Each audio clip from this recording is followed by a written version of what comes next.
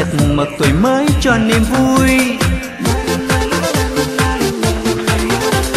Tiếng cười ngất ngây niềm vui sướng đang đong đầy, mừng một tuổi mới tràn hòa tuyệt vời với lời ca.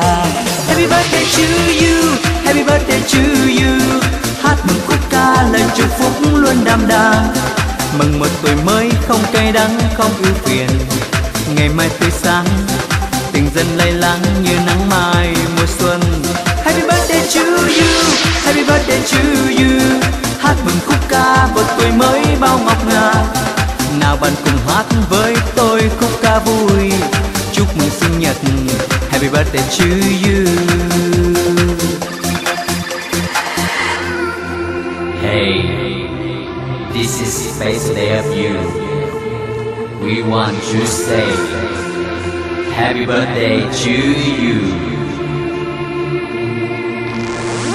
Ha ha ha ha. Happy birthday, happy birthday, happy birthday, happy birthday, happy birthday to you, to you, to you, to you, to you, to you, to you, to you, to you, to you. Happy birthday, happy birthday to you, happy birthday. Một ca với bao lời yêu thương tràn ngập tròn phúc cùng những món quà tất cả mọi điều tốt đẹp luôn mỉm cười với ta.